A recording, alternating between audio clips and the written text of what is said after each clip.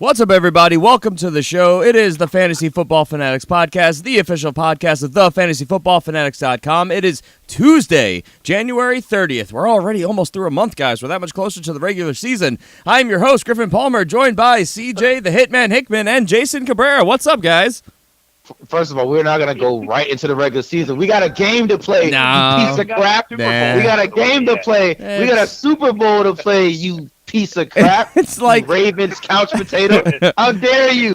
How dare you disrespect the Eagles? CJ's fired up. This week. CJ's fired up already. Oh my goodness. It's more of an exhibition than anything. The disrespect. Oh my goodness. I love how it's disrespectful.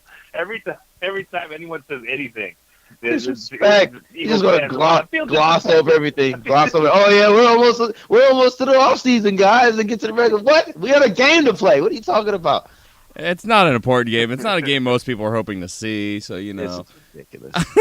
So many people hate both teams. I hope. Kind of be like those I hope I obliterate the Patriots. They don't have no choice but to continue to talk about this game. You know, man, me too. But you know, I also wouldn't mind if we were, like 6-7 months down the road. So yeah. Anyway, so CJ's fired up. It's gonna be a long week for him leading up to Super Bowl Sunday. Of course, his Eagles in the Super Bowl. Teams to lose. What the hell, Jason? What's going on? I'm pretty sure that we could go to a quadruple overtime. How you would react to that? Yeah, man, come on now. Yeah. Okay, all that praise I was giving you and your crappy Cardinals last week. And now you pull this. There it is. You pull this crap. There it is. That's how I knew. You pull this crap. So there you go. It wasn't real at all. He's CJ. Anyway, we have an amazing show for you guys today. Today, we're going to be talking about some very early mid-round values, looking at current average draft positions based on current mock drafts. We're also going to be talking about our Pro Bowl Fantasy Challenge. That's something that we talked about over on the Patreon show. We're not going to go too in-depth on it. We're just going to recap the final scores. And, of course, we're going to bring you all the top headlines from around the league. As always, make sure you guys subscribe wherever you're listening so you don't miss a show. We are here year-round, helping you get ready for next year because, it's just the Super Bowl. We're also going to get you ready for your NFL Playoff Challenge Super Bowl lineups, and we'll talk about that game maybe a little bit if there's time. Probably get to that on Friday's show. Just a lot to get to, so we're going to get to it. And, of course, if you want to support the show, head over to patreon.com/thefantasyfootballfanatics. Help us keep the lights on. Help us keep doing what we're doing. Get yourself bonus rewards along the way, including a bonus episode every single week. With that, let's move on to the NFL Playoff Challenge. Well, it wasn't really playoff challenge. It was just our fantasy football approach. Guys, for the Pro Bowl, of course. How do you guys think you did in the Pro Bowl? Because I have all the count. I mean, I might have messed it up a little bit because this game having such a so-so coverage as it is, it's hard to find all the definitive stuff like we normally do. But I've done the math. I think it's accurate. I've got it all tallied up, and I know who the winner is. So how do you guys feel based on how the game played out? I think I've either came in second place or won the whole thing. I know for sure I would have won the whole thing if I would have went back and changed one of my defensive players to Von Miller. Yeah, that goes without saying. So yeah, that's not pretty good. I had Jarvis Landry in there, and that he did a pretty good job for me. And a couple of my defensive players did really well. I wish I would have picked Patrick Peterson because he had a heck of a game. Yeah, but Harrison Smith I had as one of my defensive players. He had a heck of a game. Yeah, he did. That pick six. Oh man, it was awesome. Even though watching him run it back, it looked like they were doing like a scrimmage, like they were doing a walkthrough. Nobody got leveled. So I was like, oh, okay, it's the Pro Bowl. I almost forgot. But I felt pretty good. I don't know. I think we're all probably really close. There was a lot of parity on our teams. There was quite a bit of parity. That's true. I will say that I did not have a very good week. I came in last. So first to worst for this guy. So happy. But almost all the players that I had played did almost nothing. It was some what is it? I played Antonio Brown. He had 3 yards. So I told you he wasn't gonna do nothing. Come on, man. You weren't wrong. I mean, I even played Todd Gurley, who got 9 yards or something crazy. I don't remember off the top of my head. So this is just why this is a bad game. Though got competitive at the end, got interesting. AFC came back and won it all. So woo AFC. Of course, both you two NFC fans, I expect that reaction, but it is what it is. And let me go ahead and throw up the results now. So and you lied to me, Griffin. You said freaking Russell Wilson was gonna start. Freaking Drew Brees did, and then he just threw one touchdown and got out of there. I can only go based off the information that we are given, so it is what it is. And you wouldn't want Russell Wilson anyway because he threw an interception. I know. So, yeah, I didn't want to part of that either. Yeah, that was bad. Yeah. So the final results are, I've thrown up our teams. So myself in last place with 35.94 fantasy points with Pro Bowl players. This is why this is dumb, but it's a fun exercise. So let's see. I will throw CJ. You got 59.04 fantasy points. So how do you feel with that? I'm a little nervous. I'm a little nervous. I feel like Jason's right there, if not a little more. Jason came in at 49.74. So CJ winning by almost a clear 10 points, getting the job done. So congratulations, CJ. CJ, how'd you finish last year? I don't know. Do you remember how it did? I don't remember off the top of my head because I know I won it last year, so I was wondering how we all jumbled up. So I think CJ came in second, and I was last. Okay. Yeah. So we all shifted up a spot, and I went from top to bottom. Okay, that's what it is. What did it for me? Was it Delaney Walker? The 2 touchdowns? It was absolutely Delaney Walker and Drew Brees because we both played Jared Goff, who did almost nothing, and then I played Todd Gurley, who did literally nothing. Terrible. Yeah, he didn't. Yeah, he was terrible. It was bad. You got 0 for Harrison Smith. How's that possible? Because he didn't do anything. Interception and pick 6.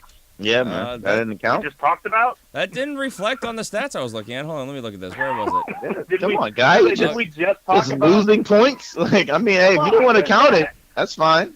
I am looking at the official NFL.com results. So I don't know. Maybe this is wrong. I'll double check. We might have a discrepancy. Wait a minute. Uh-oh. Hold the phone. We might have a serious discrepancy. That was an interception and a run back for a touchdown. Okay. The results are final. Hold on. Results are final. Results are not final. Ooh, this could be fun. Results are final. There's no changing. You know what? With this new information brought to light, because for some reason the stats on this website are incomplete, I will verify. There will be a recount, and we will talk about it on Friday's show. So stay tuned, because I have to see. This crap. I have to see the yardage and all the stats. This could be razor thin. Do you know how many yards it was off the top of your head, Jason? I don't remember off the top of mine. Because that's right. Kids and babies for nothing. How many yards was the interception? Do you remember? Oh, man. He took it all the way back. It was like 60 He took it to the house. It had to be like 50, 60 yards. Yeah, 50, 60 yards. Ooh. So let's see. We have Harrison Smith with a 79-yard Pro Bowl. Let me. Okay, this is great radio. This is suspenseful. I like this. Give it to me. Let's see. We have 7.9 plus the 2 points for the interception, plus the 6 points, plus the pointage that he had equals. Ooh. I won. No. Oh, with a new final score, because here's all the information now. CJ, feel free to go back to your stuff and find any discrepancies I may have made. I know I lost. But Jason comes in at 65.64 fantasy points with the addition of 15.9 fantasy points from that one play. Holy crap. Good call. Good catch there, Jason. Yeah, live for the world to hear it unfold right in front of us. I think CJ has left the call, and I guess we will move on without him then. So congratulations, Jason. CJ, I still offer you the opportunity for a full recall, my friend. So if you see anything else, I'm definitely doing it. Yeah, if you definitely doing full recall. Please do. Do it. Please go through, verify, and let me know. So yeah, with that, I wish that the normal services were running through the Pro Bowl, but understandably not. That would be cool. Well, we were doing. I was having to do this the way of our forefathers, and old school fantasy football, where the stats came out in newspapers and whatnot. Yeah, you had to do it all hardcore, old school by hand. But there was no newspaper for the Pro Bowl because nobody plays Pro Bowl fantasy football but us, because we're crazy, because we're fanatics. Hey-o. Full circle. With that, let's move on to our top headlines from around the league. And we'll start with a league-wide headline, and this is kind of new news of old news, and now ESPN's Adam Schefter is confirming that New England Patriots offensive coordinator Josh McDaniels will be the Indianapolis Colts' new head coach. So we've heard rumors, speculation from various sources now from Adam Schefter, who is not just saying he's heard this, but is confirming it. So I think this is just reaffirming something that we've been expecting. All the news that has linked him to various other teams, how he liked the couple other jobs he pointed out, doesn't seem to matter. It was just news for news' sake. He's going to Indianapolis. I think this will be obviously great for Andrew Luck, provided he's back and healthy. So now that we think that this is concrete, can we approach it like it is and maybe talk about it a little bit? What do you guys think? CJ's still stewing. Jason, I'll throw it to you. Like we said before, I think this is a great hire for Indianapolis, and it shows them starting to finally get some support for that young quarterback there. So I think this is a great pickup for them, and they're going to get real tough real quick. Yeah, I think this is a good one step to this organization starting to get back on track. They got the future there with Andrew Luck, and now putting a great offensive-minded coach around him. I think this is one step closer to them, being real contenders in that division again. I agree. I think this will maximize what they have. They're being linked to who was it? Let me see if I can remember the article. They're being linked to Penn State's running back Shaquan Barkley with the third overall pick. So they're hoping to get a new, hopefully featured running back. Gotta hope the Giants don't pick him up. Yeah. I think the Giants will get him. Yeah, I just think that this is, obviously this is all way too early news, but I mean, if they can really get some good weapons and get this offense going, get an offensive line, I like the Colts' chances of bouncing back and being, that top-tier fantasy offense that they've been for a long time in the last decade or so, give or take a year or two. So, yeah, good news there. Let's move on to some quarterback news. We'll go to Jacksonville, where Jacksonville Jaguars quarterback Blake Bortles underwent wrist surgery on his throwing arm. So another question mark surrounding Blake Bortles, because remember how we were talking about last year, it was such a statistically down year for him because he had shoulder and elbow injuries. Well, it turns out there was a wrist injury as well, but they opted not to have that one surgically repaired. They thought he could do physical therapy through that injury, and this is something that has bothered him all season long, and now they have opted to get it fixed this offseason. So, guys, 2018 Blake Bortles, the sky is the limit, right?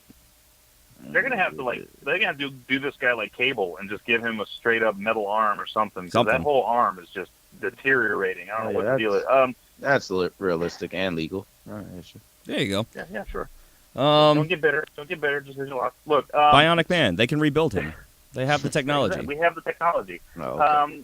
So, look, this is the thing about all this. If that is true, and he's been dealing with this and all that. I mean, he had a decent season, still a little bit more down than what we would like to see from him.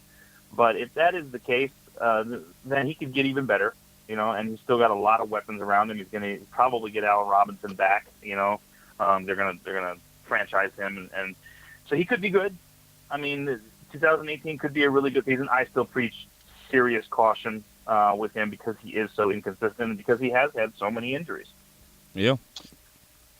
Yeah, this is a guy. I just need this guy to, this is the case with this injury. Okay, cool. I mean, he gutted through it. Just like you guys said, he had a good season. But what's going to help him to go to the next level is this organization to continue to put him in good positions to win and be successful. So, I mean, capitalize on the running game, continue to build that offensive line, continue to have good talent around him in the wide receiver position. All those things like that's building and stacking up good habits and good things for this organization and for Blake Bortles, which cause him to success and which will cause him to put up good fantasy numbers for you if you believe in him. Yep, I am excited to see the future because, as we saw, this offense, with its defense playing out of this world, with a good running game, if they can get Allen Robinson back, give him some legit weapons, the offensive line did a good job. If he's healthy, we've seen him be a good fantasy weapon. Like we said, I've ridden him to championships in 2 of the last 3 years. I mean, he's a good streaming option. Could he be more? I guess we'll have to see. They're going to have to bite the bullet, though, soon because it's going to be put up or shut up time because he's going to be coming off his rookie contract very soon. So it'll be interesting to see the commitment that they put towards him, both players and financially. But I am, again, very intrigued to see how this all kind of plays out. So something we will definitely monitor. Let's go to the running back position, where Philadelphia Eagles running back Darren Sproles is, quote, leaning towards returning for 2018. So this is a guy that we all pretty much wrote off based on the series of injuries he got this season, being very over the hill in his career. A guy we all like and have had debates on whether he will even be in the Pro Bowl, in the Hall of Fame conversation. What are our thoughts about this? Darren Sproles coming back for yet another year. I'll throw this to you, CJ, since he's currently on your team.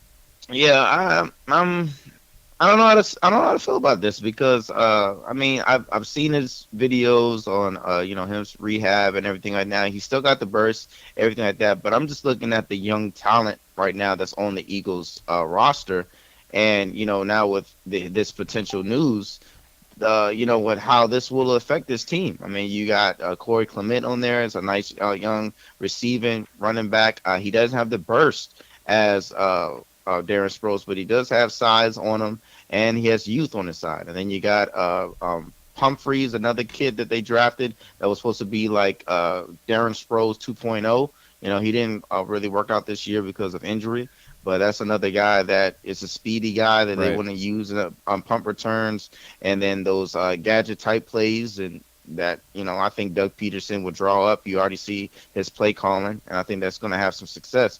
But this is going to be a head scratcher for this organization. I don't know what they're going to do with them. So you're leaning towards him not coming back since this was the last year of his. Well, he was on a 1-year contract, so you don't think he'll be back? Yeah, I mean, he'll have to sign somewhere else. I don't. Yeah, I don't. I think he should play somewhere else. I don't.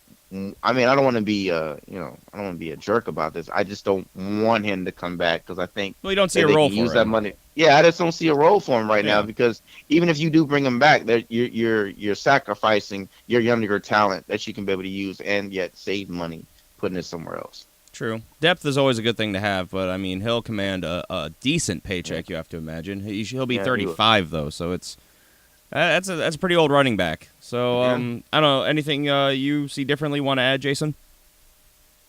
No, I agree. I mean, when you start getting injury after injury, in the same season, your body's trying to tell you something. It's time.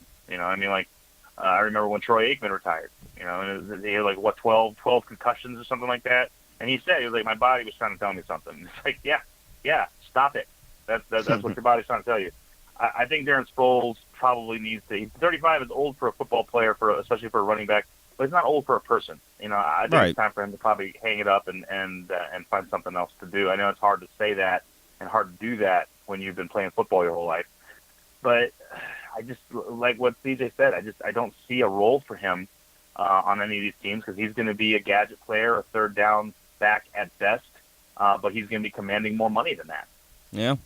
Well, I mean, time will tell. That's why it'll be fun to see in less than 2 months when the new league year starts how things start to fall. So we'll see how that plays out. Darren Sproles possibly throwing his hat back in the ring for yet another season. I mean, he's been one of those great players the last decade or so. So I'd like to see him back. The question is if somebody will take him since he's a free agent. So let's move on to some tight end news where New England Patriots tight end Rob Gronkowski is reportedly, quote, full tilt in practice and is expected to be cleared for Super Bowl 52 on Sunday. No surprise, we've been hearing that if they didn't have a week off, he would have been reported as practicing in full as it was. The concussion was reported to be very minor. So this is all but confirmed by the team itself. So expect Rob Gronkowski to play in the Super Bowl. Not exciting news for you there, CJ. Well, I mean, hey, I need the best. I mean, when you go into this position right now where you're at, you don't want any excuses. You want them to have everything they have. So when you beat them, all they can say is, hey, man, that team played one hell of a game. So that's what I want right now. I want I everybody. like that. I want that. I want everything there because when I beat them, I don't want to hear no excuses talking about nothing. Not even a little bit, since your team's so banged up right now.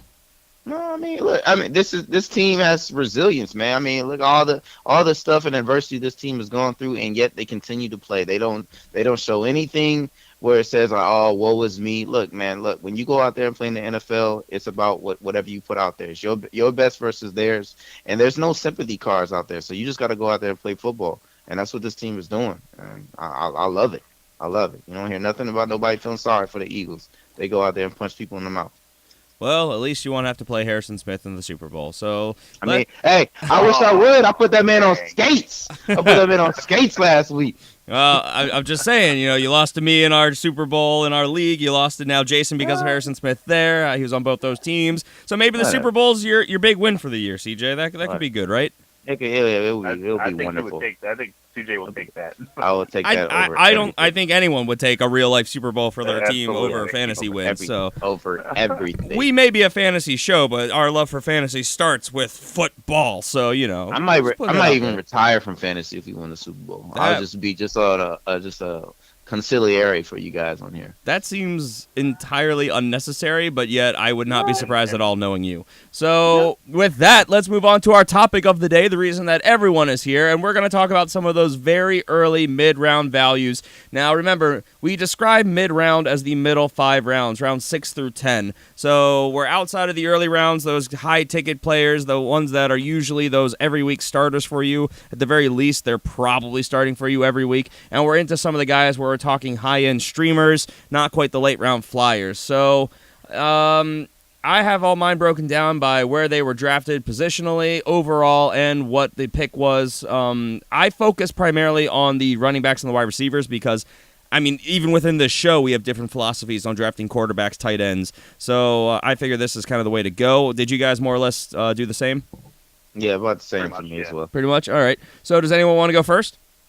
And then let's just keep the order right. You got your name up there. Let's go you first. All right. I'll happily start off. And I'm going to start with New York Giants wide receiver Sterling Shepard, who is currently going as the 89th pick in the draft. He's going as the 36th wide receiver off the board, so we're talking a flex option here, as the second pick in the 8th round. Why is Sterling Shepard going that late? Is it on the assumption, and feel free to weigh in, guys, because I don't know. Is it because they're expecting Brandon Marshall to come back and his role to be diminished? Because I feel like he took that big step this year, and I could see it happening, but I also see with all the offensive changes that they're going to have, their philosophy, it's always, open man, and I think he has a viable chance to be productive even with a returning Odell Beckham Jr., a returning Brandon Marshall, and, of course, the presence of Evan Ingram. Or maybe they think that the waters are too diluted. What do you guys think here? What dropped his value? I think it's got to be Eli Manning. Right now, you just don't know what you're going to get out of him. Granted, you got Pat Shermer coming in, and you see his track record with quarterbacks and help them put in the right position. But right now, that's just really face value. I think he's probably the best. Eli, at a name value, he'll probably be the best quarterback he's ever had to, hopefully get his career back on track. But that's going on with Eli. And another thing is that offensive line. That's something that right now that's still. You're still projecting off of what they have right now. The offensive line right now is not the best. I mean, you saw that first game against the Cowboys, they were just destroying them. And it just like teams just kept picking up off of that week after week. And that's what it is. I mean, Eli had some good showings, but he was getting beat up a lot, and it was a lot of turnovers. And, I just think I think that's what people's mindset is going into drafts right now. That is, Eli is just, he's just not that dude. He's a liability with the things surrounding him. That's fair. Yeah, it's also, I think, looking at Sterling Shepard as a third receiver in this offense. Right. The possibility that Brandon Marshall could come back would make Sterling Shepard the third receiver.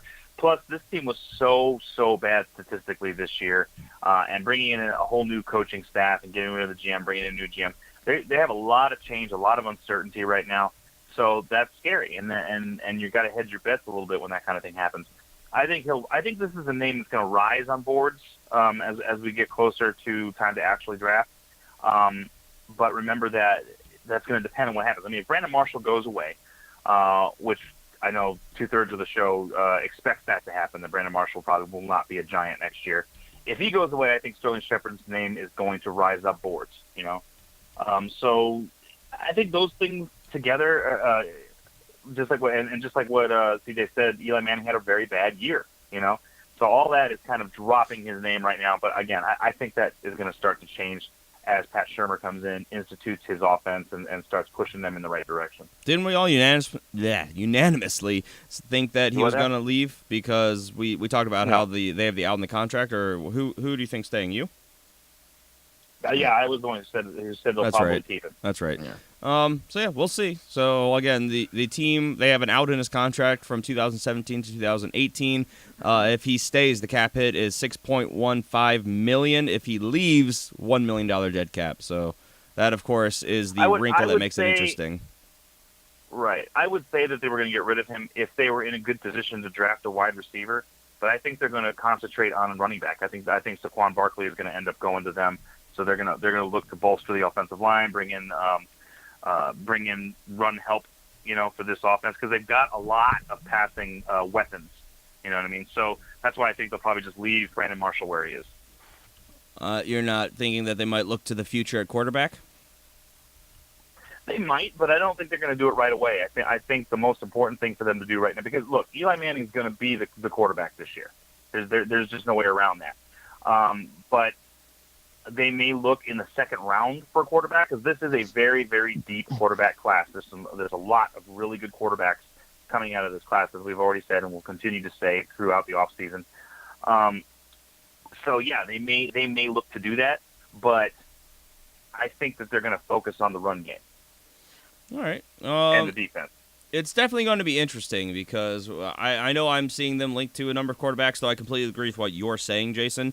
I think most commonly I've seen them linked to, don't hold me to this, but I think it was UCLA's Josh Rosen. So it'll be interesting. If they use their second pick on a quarterback, yeah, he would definitely probably be the guy, I would think. I just know that the argument is what we've been seeing. Eli Manning, 37, on the decline. The new front office. They want to move the franchise, in a new direction with their new guy. The narrative's there, is all I'm saying. They need both, is what it boils down to. They need a quarterback. They need a running back, and I think that a quarterback's going to be harder to find by their next pick than a running back. So I could see them going that way. This is off topic, of course. This is all the stuff we're going to get into more in the offseason. But I mean spoilers. Spoilers! We're getting ahead of ourselves. This is the fun talk of the offseason. Yeah. So I mean, yeah. Well, we'll see. Of course, all of it is going to affect the draft stock, like you mentioned, and I completely agree, of Sterling Shepard. Which is why right now, if you're drafting early and you can get him in the 8th round, I think that's a steal because I expect it to rise. Because as much as I personally do love Brandon Marshall, he's been a fantasy darling of mine for a good portion of his career. I just don't see a way that they hold on to him with that cap hit. I think he'd be a good fit there. I think he'd have honestly, I could see him having a bounce back, really good season if he does stay, but I just don't know if the Giants are going to pony up that cash. So we'll see. CJ, why don't you give me one?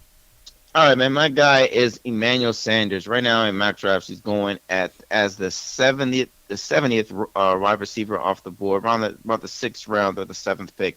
So, I mean, you look at that right there at that position, I can understand why. I mean, right now, currently with this team, bad quarterback play. Offensive line is hurting right now, and that's going to affect a lot of these skill positions right now on this team. But right now, when I'm looking at going into this offseason and a quarterback that I believe that John Elway and this organization is going to target is going to be Kirk Cousins. If Kirk Cousins comes to this team like I'm thinking, his stock and another wide receiver on that team, stock Anthony Thomas, I think both of those stocks are going to rise. But if it stays like this, I think him and another wide receiver we're going to talk about are going to be the steals of people's drafts going into this season. You think that that's a good value for him as the 30th wide receiver off the board?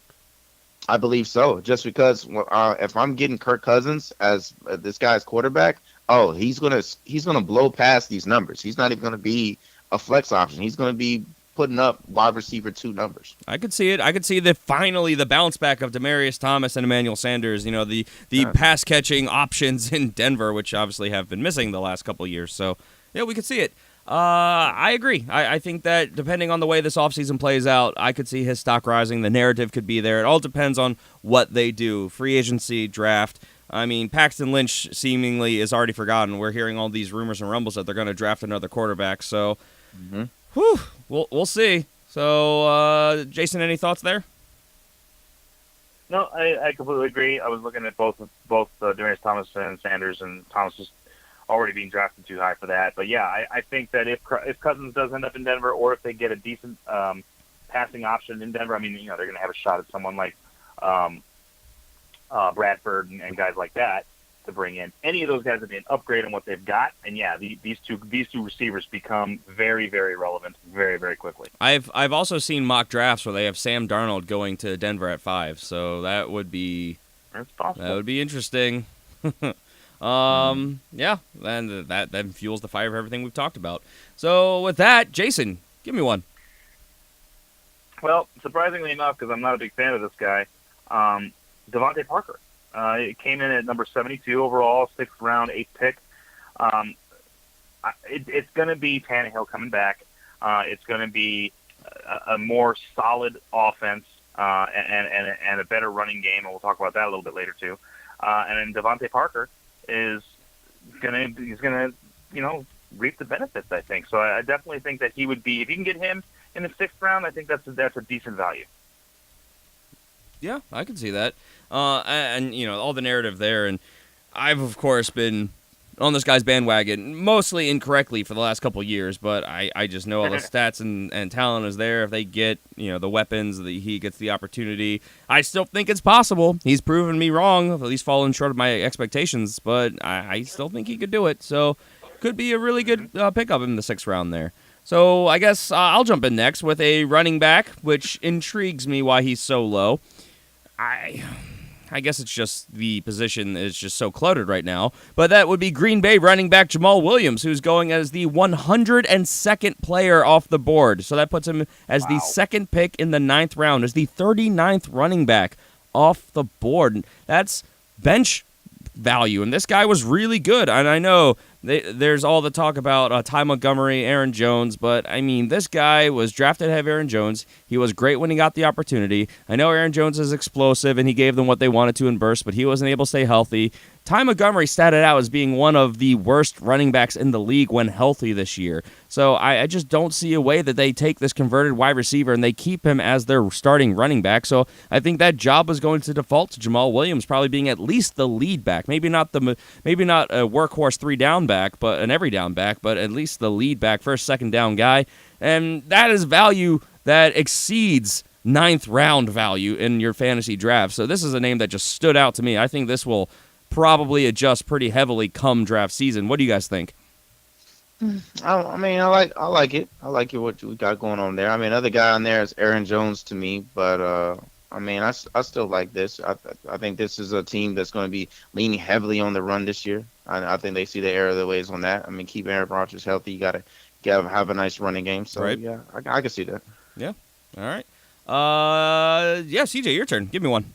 All right, my guy is Devin Funchess. Right now in my drafts, he's the 122nd wide receiver off the board, and I don't know. And right now he's going in the 10th round, about the 8th pick. Now, look, here's my reasons why my rationality thinking about Devin Funchess right here. First, look, he doesn't have Kevin Benjamin there. So he's going to be the number one guy. This is another year with him and Cam Newton getting some cohesiveness going on together. And then they're bringing in North Turner, which I think is going to simplify this offense and get Cam Newton at his best. They got some other positions that are going to be coming back. You got another year, Christian McCaffrey coming back. You got the kid Samuel there, the kid Bird there. So you got speed out there that's going to draw attention from Devin Funchess, and it's going to put Devin Funchess in some good positions. And I think we're going to get another good year out of Cam Newton. So that's my thinking. And if he goes this late, I don't think it's going to happen. But even if he goes maybe in the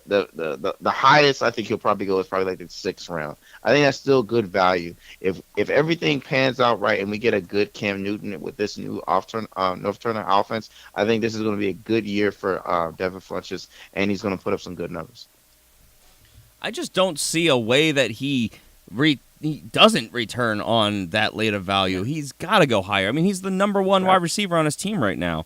I mean, okay, you could argue Greg Olsen, yes, but the man is borderline ancient at this point. So, right. If Devin, he's got some juice out there. He's got juice. He does. He got that size because Cam Newton just like to just throw it up and just put it up as high as he can. And I think Devin Funchess will be able to come down on that. I mean, I think we'll probably even be talking about a different playoff series if Devin Funchess was healthy and he could be able to get down, because there was a time in the end zone he could have dropped down and got that ball, but he was dealing with a shoulder injury. This guy is talented, man. Yeah, I mean, look, it's. Any of our listeners know I'm no stranger to having my hesitations about, putting it nicely, the Carolina Panthers passing attack. I'm not a huge Cam Newton fan when it comes to a passer.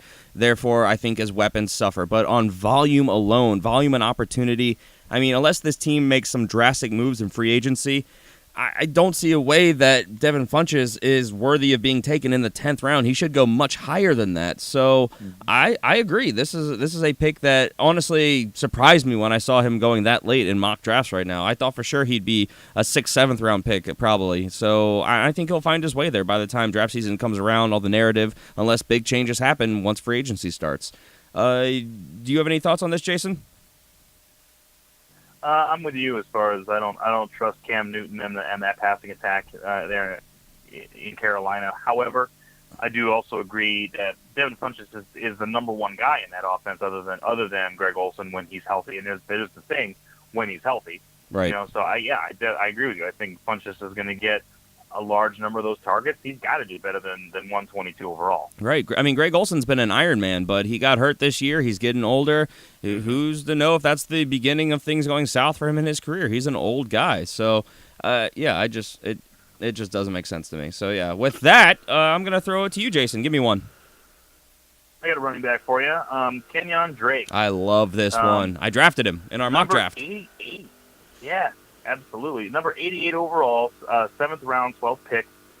This guy, unless something drastic happens and they draft somebody that we're not expecting and or they trade or do something crazy, this is going to be the lead back. And when he had his opportunities near the end of the season, he capitalized on them, and he was great. I mean, there were several weeks where he was top 3, you know what I mean? So I really like this kid. I think that he's going to do very well this coming year.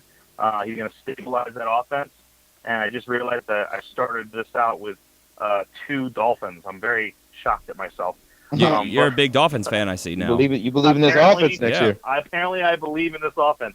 2018, the year of the Dolphins. Drake, the year of the Dolphins. I think Kenyon Drake and Devontae Parker are going to be nice weapons for Tannehill when he comes back. And this offense is going to run a little bit smoother this year. So Kenyon Drake, if you can get him in the 7th round, I think that's a steal. If they stick with him. Of course, meaning Ryan Tannehill. We've been hearing all these crazy rumors that they might pursue a free agent quarterback. There's plenty of them.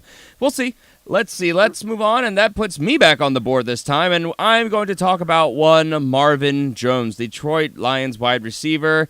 He is going as the 106th player off the board. That's the 5th pick in the 9th round, is the 42nd wide receiver. And for the life of me, I don't know why he's going so late.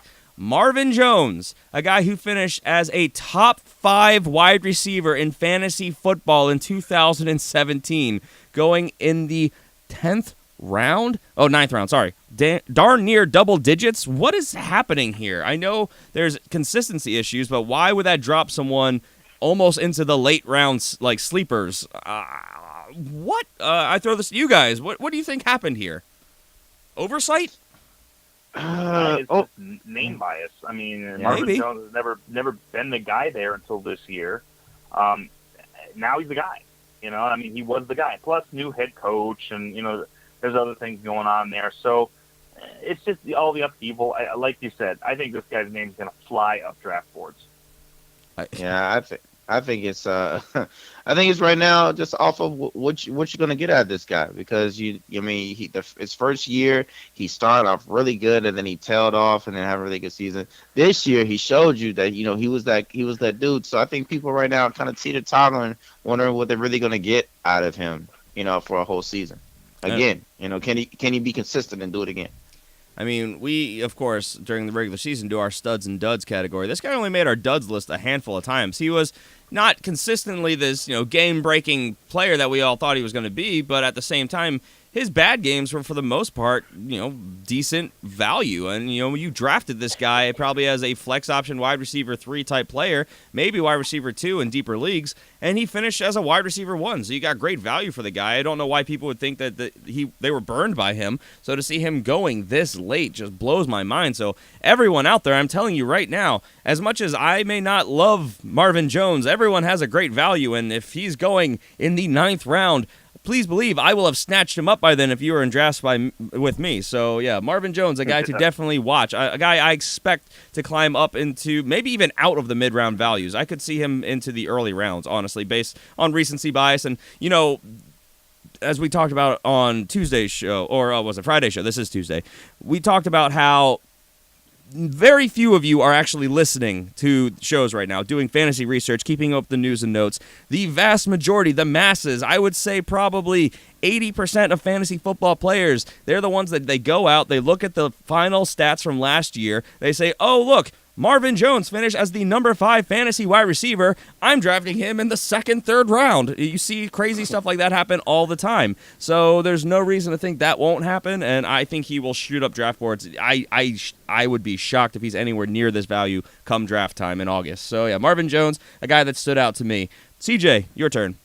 My God, another gem, I say, a steal of drafts this upcoming year. It's Pierre Garçon, wide receiver, Yes. San Francisco 49ers. I got right now in mock drafts, he's going the 37th overall wide receiver by the 8th round, by the 6th pick in that round. One of the reasons only that I really like this kid is because of Jimmy G as his quarterback and Shanahan's offense. Look, you already saw him put up some not bad numbers just because of the quarterback that was his quarterback in this season with Brian Hoyer. He put up some good numbers with him. I expect him to put up even better numbers with Jimmy G, and now with a second year with Jimmy G in Shanahan's offense. I think this is going to be one of a star player going into drafts this coming year, man. And people are going to sleep on him. If they sleep on him, I'm telling you can snatch this dude up, and he's going to finish as a number 1 wide receiver in this offense right now.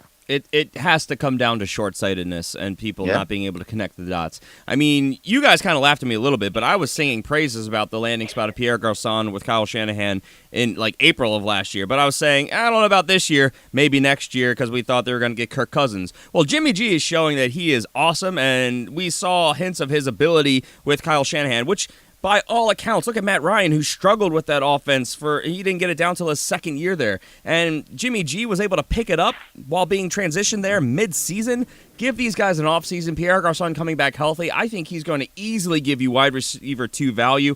And to get that in the 8th round, come on. I agree completely. Jason, your thoughts? I preach caution when it comes to this, just because I think that one of the things that this team's going to do this offseason is look for a little bit of an upgrade at the wide receiver position, whether it be through the draft or through free agency. And Garçon is kind of the odd man out when it comes to that, just because he's an older guy compared to what they've got, So that's the only reason I would preach a little bit of caution. He may not even be on the team next year. They may move on from him. But if it stays the same and they don't upgrade at the wide receiver position, I can definitely agree with this. I think 8th round is good value for him.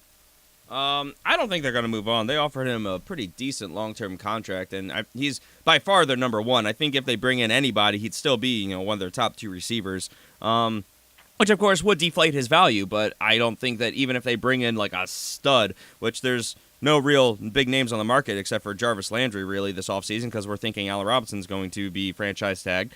It would have to be through the draft, which I think then would automatically plug him in behind him in the offense. I'm going to look up his contract really fast. Do you guys have any other thoughts on this while I'm typing and looking? I mean, I just say money. With him. I mean, even if they did, to be honest, even if they did bring somebody in, we seen older receivers still have success. I mean, we could just go recently and especially if we stay home with Larry Fitzgerald. You know what I mean? If they would have brought in some other receivers, even still, Larry Fitzgerald is the cornerstone of that offense. He's still going to get his touches. He's definitely going to get his looks in the red zone. So I think that's what he's going to do. All right, I got his numbers. You're not saying that Pierre Garçon and Larry Fitzgerald are on the same level. I'm saying as far as aging same receivers. Same exact guy. I'm not going to say the exact same guy. I'm saying aging receivers, how effective he can still be in this offense. Because I'm not going to disrespect Pierre Garçon. He was still putting up numbers when he was with the Redskins. He was. And with Kirk Cousins being his favorite target. So I don't think that anything's going to change differently with a better offense, better quarterback, and another year on them building chemistry together. I don't know about you guys, but when I hear the name Pierre Garçon, for some reason, I have the thought process, this guy's like 35 going on 38. I mean, I just feel like he's been around forever, but he's 31 next year. So, I mean, he's getting there, but he's not like way so far past his prime that he can't be productive. He's not ancient for the league, not ancient for his position. He's there's no way they're cutting him either, by the way, because they have an out in his contract after this season going to 2019, but this year he's going to have a $9.25 million cap hit. If they cut him, it's a $10.925 million cap hit, so they're going to have to spend more to cut him. He's their best wide receiver right now. He's going to be back healthy. He's had plenty of time to recover. I like the upside here. I don't see any way that this is derailed minus injury, which, as we always say, you can't predict injury. You can factor in injury-riddled players as probably missing a game or two, but you can't assume that someone's going to just get a season-ending injury. So I like the upside. And, I mean, honestly, if he is sitting there in, what was it, the 8th round, was it? 8th round. Yeah, 8th round. I'll snatch him up all day, every day. Jason, your guy. Well, just because I have one more player than you two guys, I'm going to wrap two of these players together. All right. Cooper Kupp and Robert Woods, just because they're on the same team. And Cooper Kupp going at number 95 overall, 8th round, 8th pick. Robert Woods going 100th overall, 9th round, 1st pick. Yeah, these guys shouldn't be that low. I think they're definitely going to raise up boards. We saw what this offense could do. We saw Robert Woods get hot and become a very, very good weapon for them. Cooper Kupp, we saw at the beginning of the year, had a really nice rapport with Jared Goff going forward.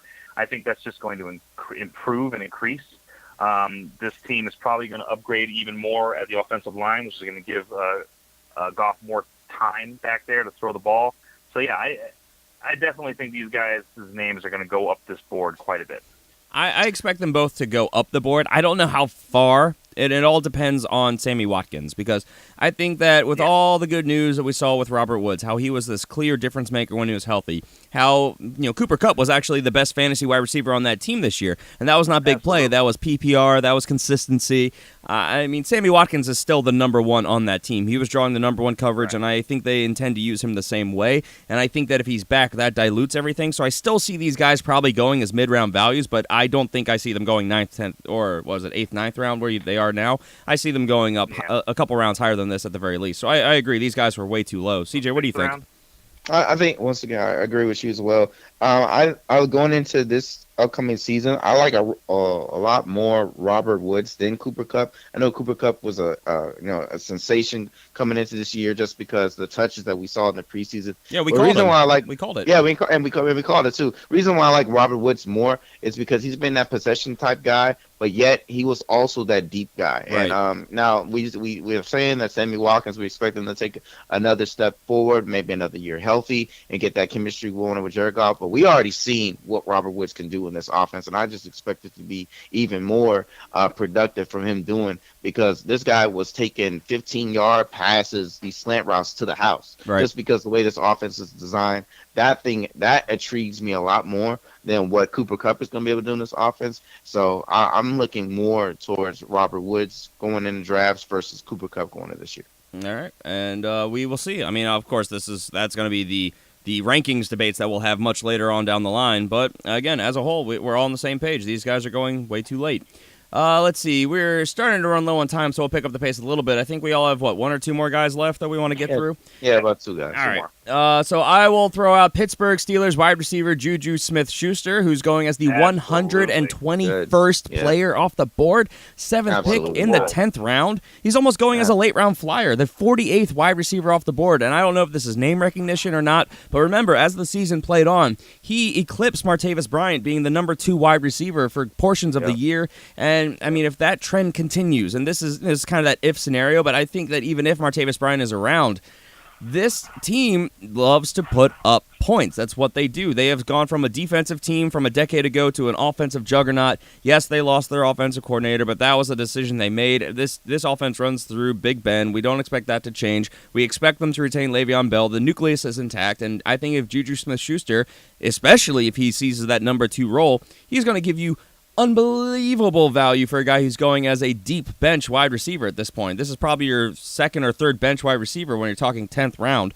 So, I mean, yeah, he's a guy who absolutely should be and I believe will be going much higher than this because the ceiling is so far above double-digit rounds, it's insane. What do you guys think?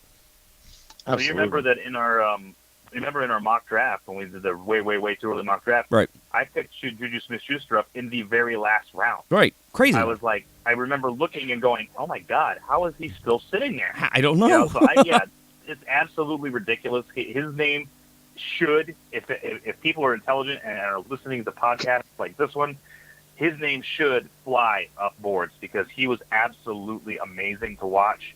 And I definitely think he'll be the number 2 guy there. No disrespect to Bryant. He's still a great receiver. It's just this kid was a spark plug. So, yeah, I definitely believe that he's gonna fly up. Right. CJ, anything to add real quick? No, I was about to say, no, it's going to be no disrespect to Brian. I mean, right. he outperformed him, and I think that the organization is going to be like, hey, listen, Brian, we like you and all, but if we can get something for you, and as far as free agency goes, we're going to trade you. We're going to trade you. I agree. All right, let's keep it moving. CJ, your next guy. My next guy is Corey Davis. Right now, he's going in my drafts is the 80th wide receiver overall. Right now, going around the 7th round, about the 6th pick. I like him just because it's going to be another year. Hopefully, he's going to be healthy this season. He's been making some spectacular catches. He made a couple catches in a season, and of course, that crazy catch he did in the playoffs. I like him and Mariota's chemistry going forward. I think he's going to upgrade and be their number 1 wide receiver just because of the overall production and how the talent alone this kid is and how good he's picking up this offense. It's just going to be a matter of fact of just him being healthy and being consistent, which I think he will be. And I think his number is going to grow up and his draft stock is going to go up as well. Yep. Yeah, dude's a stud. Is an absolute stud. This is his 2nd year. Obviously, I don't know about whether he'll be the number 1 guy this year, but he'll definitely be the number 1 guy the next year in that magical 3rd year. Either way, 80th overall, that's amazing value. If he's sitting there at 80, you get him.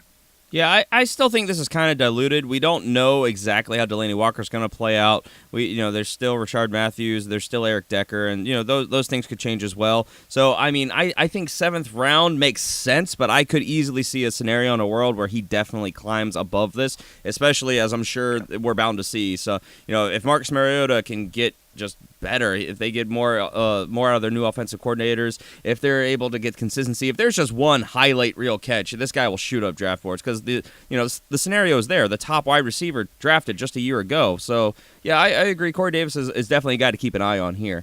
Jason, your guy.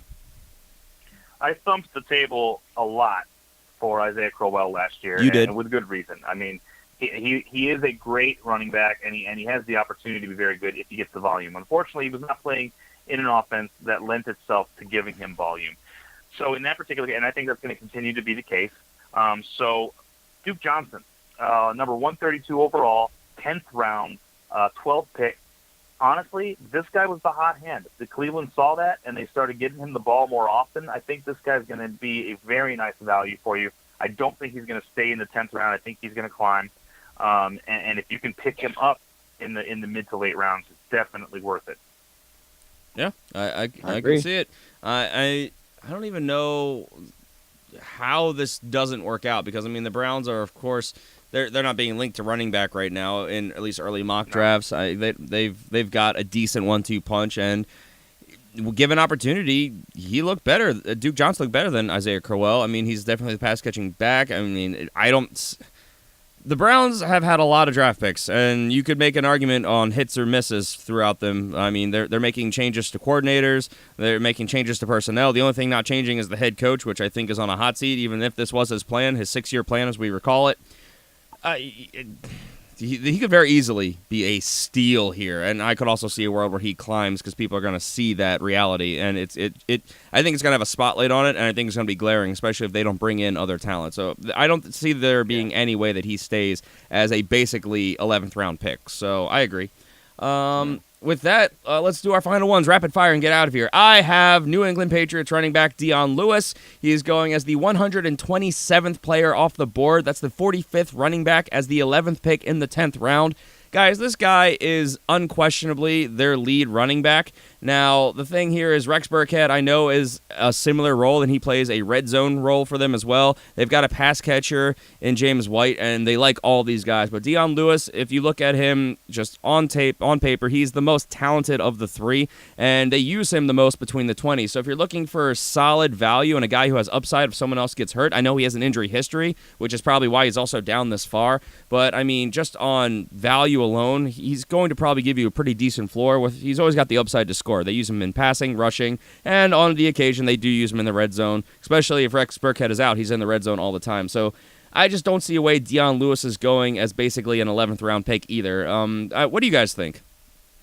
I mean, I agree, but I'll be countering that in a little bit. Yeah, I'm sure you will. And I mean, your guy is, I kind of made a point about him, why he's going to also go for way higher than he is. So why don't we just throw it to you then, CJ? Transition. We'll group it all together.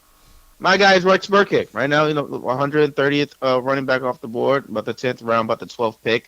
Belichick marked this guy in there for a reason. Not only does he like his heart and what he projected he is on special teams, but what he can be able to do in this offense.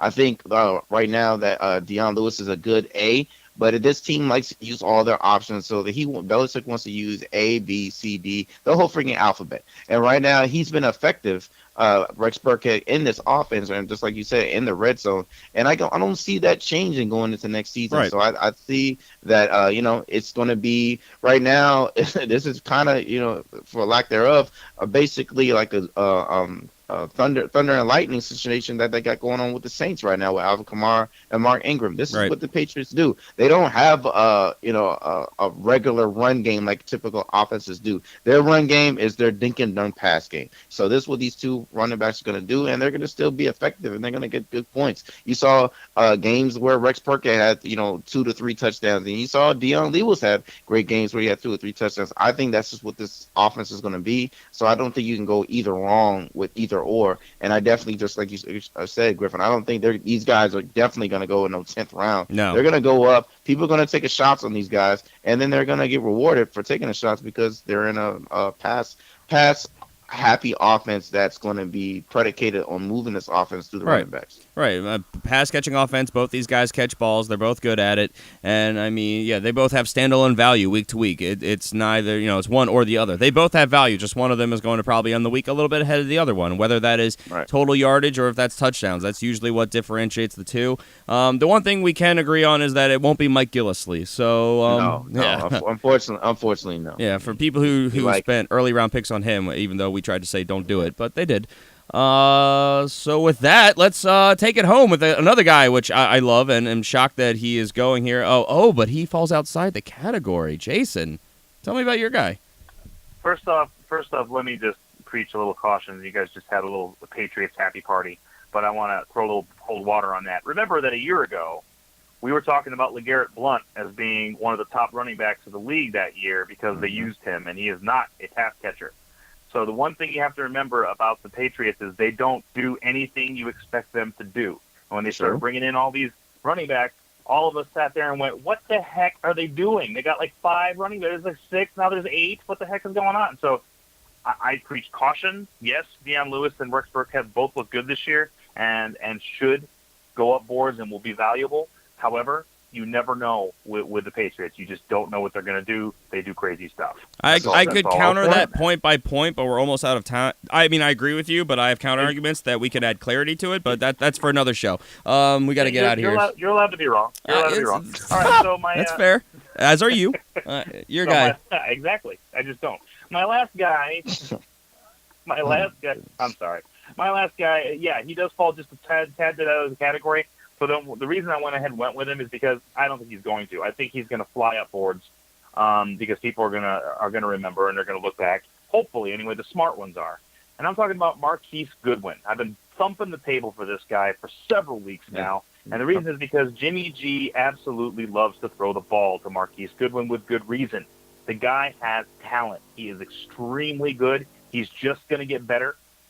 He's going to have a whole off season to get in sync with Garoppolo. And I think he's going to end up being at least a wide receiver 2, maybe a wide receiver 1 moving forward. Maybe not this year, but the year after. But definitely look for him to have an upside of a high wide receiver 2 this year. I like him. Some Mark Goodwin. Yeah, loving. I like him as a flex option with that kind of upside, but I mean, bottom line, we all like the upside. It's a great offensive coordinator. They brought in a quarterback who is undefeated in this league, so it's pretty cool. Crazy. It is. And, I mean, they have a whole offseason to now actually work on things and get a rapport going and the whole 9. So I think the one thing we can agree on is that probably draft Twitter and draft the fantasy community, especially listeners of our show. These guys are, of course, meaning Pierre Garçon and Marquise Goodwin. These San Francisco wide receivers are guys that if they don't climb, I see heavy ownership by our listener base. So, and I think that will pay off. I agree with you. So, all right, with that, let's get out of here. That's going to do it for us today. Please make sure you guys tune in on Friday. We didn't get to it today, so we're definitely going to hit it hard on Friday, talking about our NFL playoff challenge preparation for the Super Bowl.